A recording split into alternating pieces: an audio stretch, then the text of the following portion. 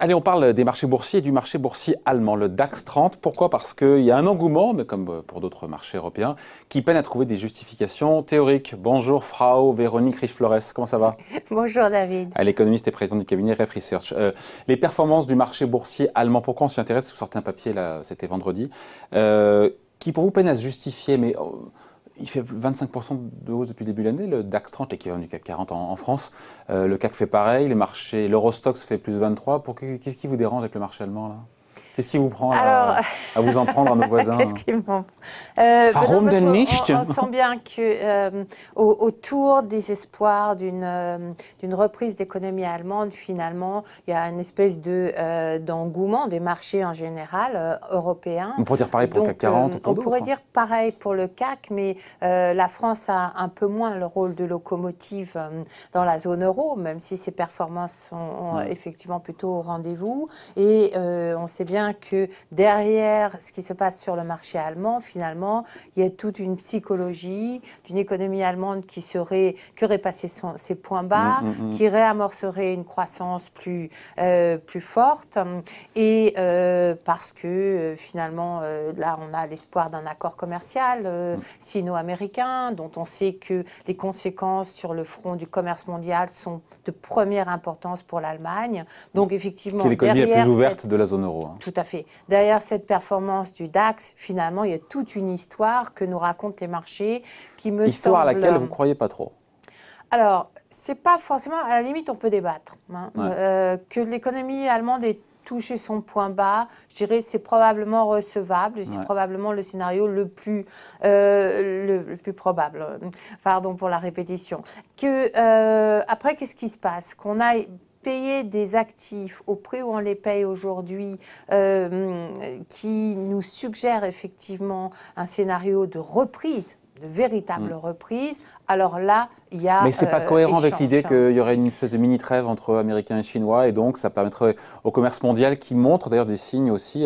on est en phase de relative stabilisation. Très ténu, très timide, mais on cherche la dérivée seconde, on cherche les signaux avant-coureurs.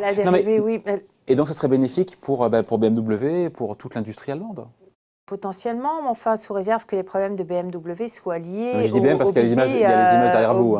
Aux désaccords commerciaux entre les États-Unis et la Chine. On sait bien que le cycle automobile, enfin l'industrie automobile, se heurte à beaucoup d'autres sujets, dont notamment une espèce d'usure cyclique, et entre autres, mais que dans ce contexte-là, un accord commercial jouera peu sur la demande automobile, vraisemblablement. De la même manière, les deux gros drivers des échanges mondiaux, il y a les pièces détachées, l'industrie automobile et tout ce qui est en amont de cette production automobile, et puis l'industrie des biens d'équipement qui est à l'arrêt.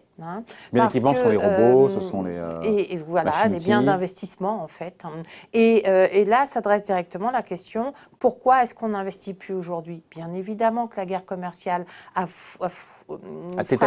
tétanisé les entreprises et probablement bloqué beaucoup de projets d'investissement. Est-ce que c'est la seule explication? On voit bien que non. On le voit notamment aux États-Unis, la réforme fiscale qui a eu à peu près aucun effet sur l'investissement des entreprises. Alors vous pouvez me dire, ah bah oui, mais justement parce qu'il y avait la guerre commerciale. Bon, on comprend bien que le monde aujourd'hui, l'environnement des entreprises se prête beaucoup moins à l'investissement. Donc je ne crois pas qu'effectivement cet accord qui reste à prouver, qui reste à signer, dont il reste à connaître le contenu, puisse véritablement tout débloquer. D'autant que les parts de marché du Made in Germany, je l'ai appris en vous lisant, dans le commerce international, est en baisse depuis 2013. Mais oui, et finalement, le déclencheur de l'arrêt des échanges mondiaux, c'est pas Donald Trump. En l'occurrence, c'est la politique chinoise. Quand les Chinois, en 2012, 2011 d'ailleurs, ont dit on va arrêter de stimuler notre économie à coup d'endettement, de surendettement, les importations chinoises ont cessé de croître. Et à partir de là, effectivement, tout a cessé de croître au niveau des échanges mondiaux.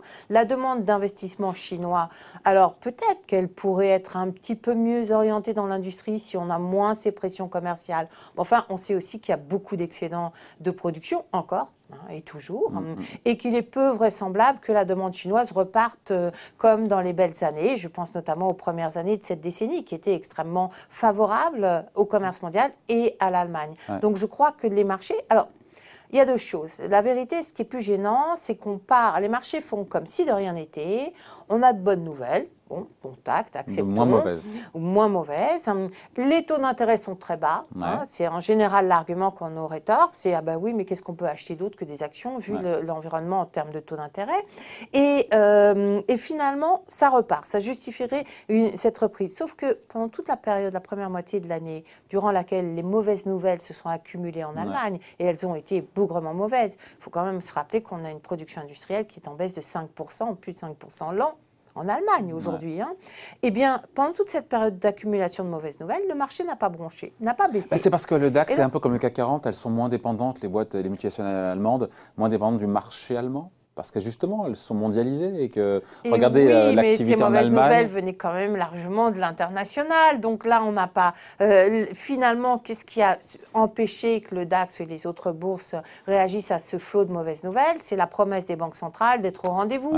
Donc on a colmaté les brèches, mais sur un socle très fragile. Et là, on repart en...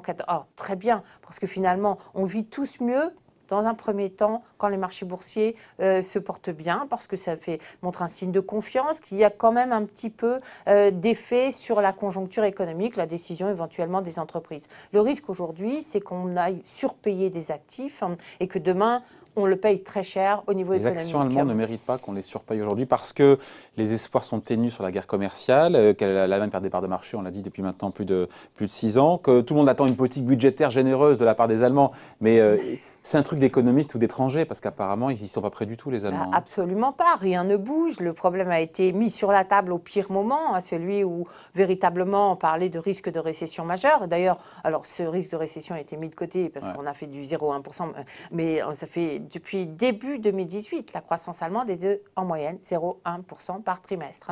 Donc il y a vraiment une situation de quasi sur place. De quasi sur place, ça veut dire de détérioration relative et qui nécessiterait effectivement une politique plus généreuse. Pourquoi? Notamment parce qu'en Allemagne, on le sait, les insuffisances au niveau d'infrastructures sont colossales dans tous les domaines. On a souvent en tête le transport, mais il n'y a pas que le transport. On voit qu'également en termes de fibres, de fibres optiques, etc., ils sont très en retard. Donc il y a tout un tas d'éléments. Alors, peut-être qu'également la stratégie européenne n'est pas la meilleure. C'est-à-dire que quand les Européens montrent du doigt l'Allemagne en disant à vous de faire des efforts, nous on n'a pas les moyens, il faut que vous jouiez votre rôle de locomotive, je suis pas sûre que ce soit le plus efficace à l'égard des Allemands. Donc il faut repenser tout ceci. Madame Lagarde s'y attelle et elle fait bien. Je ne suis pas sûre du tout quel est le moyen de faire bouger les choses ou au niveau du gouvernement allemand, ça ne bouge pas, mais ça ne bougera sans doute pas, sauf si vraiment il y a une nouvelle crise profonde.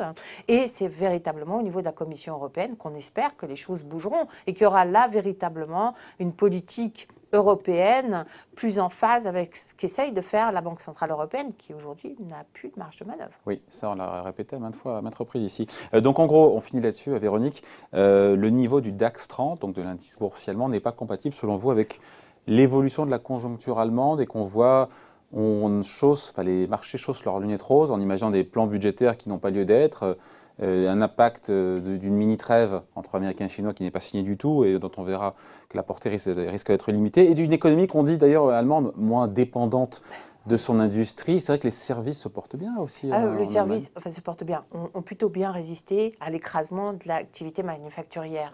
Qui pèse beaucoup, souvent on se compare aux Allemands, mais je crois que l'industrie c'est 20% dans le PIB. C'est 20%, c'est 20, 21% selon les mesures. C'est le double de nous, mais l'industrie manufacturière, elle ne travaille pas, elle ne tourne pas tout seul dans son coin. Quand vous produisez des voitures, d'abord vous avez des tas d'inputs, y compris dans le tertiaire, et puis après vous transportez vos voitures, vous avez des activités de vente, etc.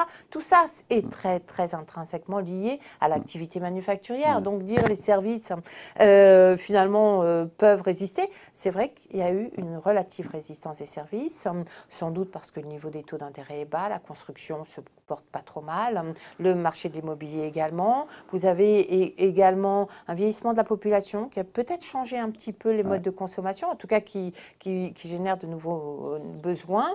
Mais dans l'ensemble, on voit également que les perspectives d'emploi dans le tertiaire se sont littéralement effondrés, que la confiance des ménages allemands suit ces tendances-là. Donc on est loin de pouvoir Donc dire... vous êtes sceptique. C'est un peu sa marque de fabrique, mais c'est aussi pour ça qu'on l'aime.